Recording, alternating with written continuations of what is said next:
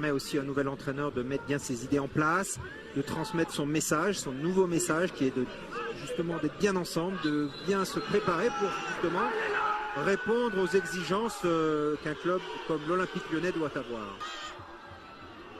Il y a Clément Grenier qui s'applique un ballon. Attention, c'est dangereux cette balle à terre et là. Oh là là là là, et voilà. Déjà un premier but.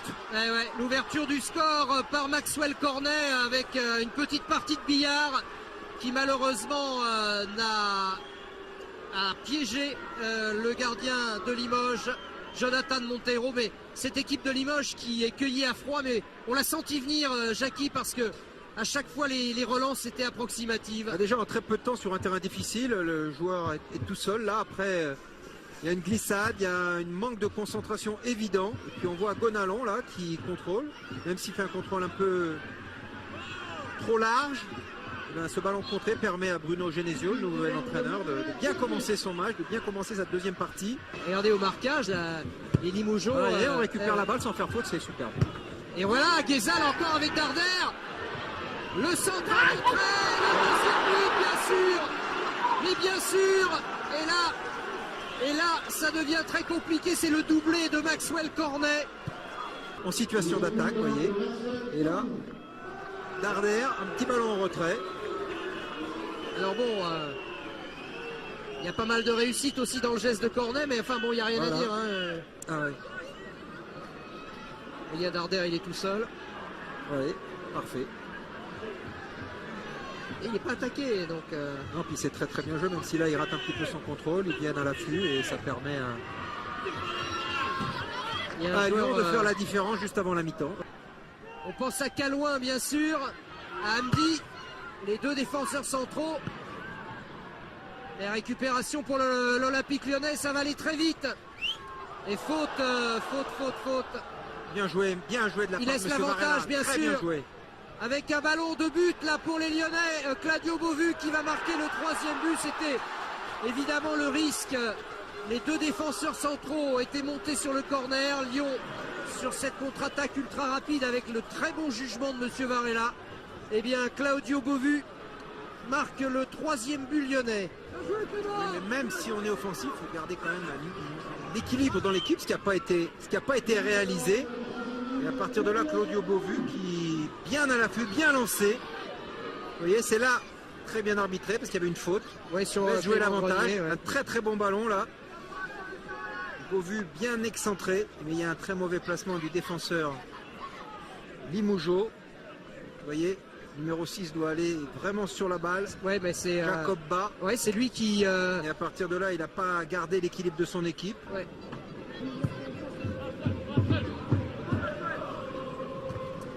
Bien fait encore avec Cornet qui a trouvé Beauvu.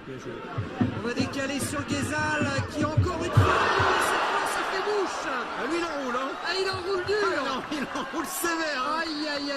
Ah non c'est un bon joueur, il est élégant. Ça fait tout à l'heure il avait frappé le haut de la transversale. Cette fois c'est une lucarne. C'est très très bien joué, on voit dès le départ là, cette action bien préparée par Beauvu qui décale bien, une ou deux touches on prépare, on enroule, c'est magnifique. Ah, il a un pied gauche de rêve. Hein. Ouais, comme à la parade là.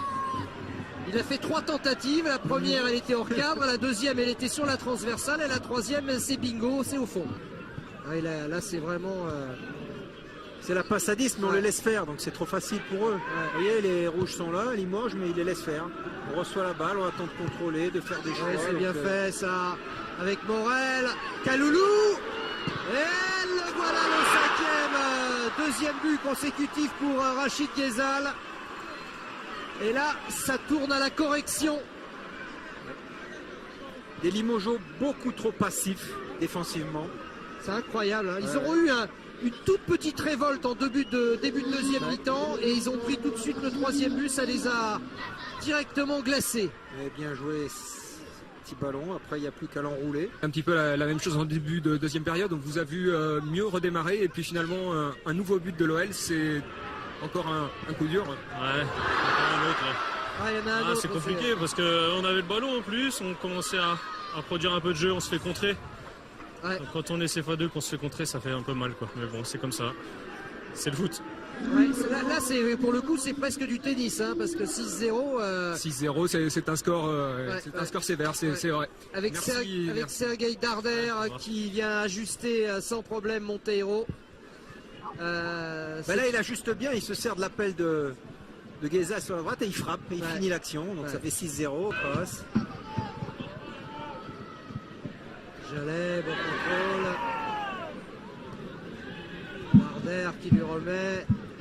Ah oui, c'est superbe, Guézal. Ah, c'est magnifique. C'est magnifique.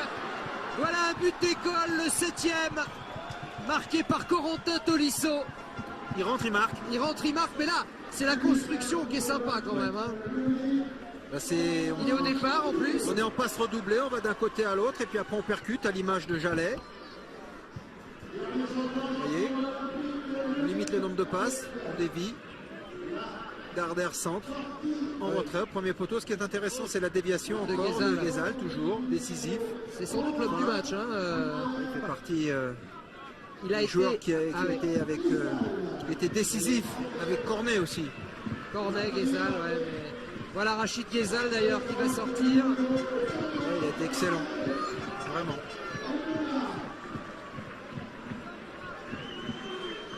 Et c'est Arnold Wemba. Il est collectif comme ça, c'est un joueur de l'année dernière. Ouais, mais qui a fait le dernier match de la saison en 2015. Ils ont battu la CFA de Montpellier 1-0 à Montpellier, donc c'était bien pour eux. Ouais, c'était le Montpellier, c'est le leader du groupe. Exact. Attention là, Tolisso qui s'enfonce là dans la défense. Wemba qui va décaler Darder, c'est but. Non. Oh, bien joué. Oh Montero. Oh Montero exploit. Ouais. Puis ce qui est bien avec Darder, c'est un milieu et qui va s'intégrer au jeu d'attaque, qui va finir des actions, vous voyez. Oh, la main ferme de Montero là. Oh attention, ça revient Wemba. Et deux Montero. Au moins quelqu'un qui se met en valeur en fin de match. On contrôle. S'il avait peut-être l'opportunité avant avec son pied droit de l'enrouler. Ouais. Et la frappe vous avez vu la main ferme. J'allais à nouveau.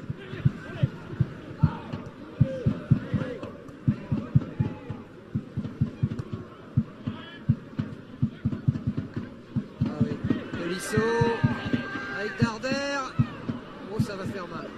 Wemba, il n'a pas pu armer. Eh ben... On souffre pour Limoges. Hein. On voyait le 8e là. Tolisso, il tentait le concours de jonglage lui. Hein. Ah, oh là là. Jacoba, alors qu'il y avait une bonne relance à faire. La là. fatigue se fait sentir maintenant. Ah bah oui, ça. Ça servira à rien. Ça servira, voilà. Bon arbitrage. Voilà. Bon arbitrage, vraiment, rien à dire. Rien à dire. Monsieur Varela qui libère Limoges. Les Limougeaux corrigés par l'Olympique Lyonnais. Nouvelle formule. Examen de passage réussi pour Bruno Genesio. 7-0, 4-3. Ça fait mal. Ça fait très mal. Pour Lyon, évidemment, c'est bon pour le moral. Pour Limoges, c'est un match qui risque de laisser des traces. Il faudra relever la tête en CFA2. Et pour Lyon, je vous le disais, donc on attend bien sûr confirmation. Je la mets, les joueurs de Limoges sortent voilà, avec la haie d'honneur des joueurs de Lyon. C'est une image qu'on voit souvent au rugby, qu'on voit un peu moins au football. Et on est très très heureux de voir cette image. Les Lyonnais qui accompagnent donc les Limougeaux jusqu'à leur vestiaire, ce sont des images qui comptent.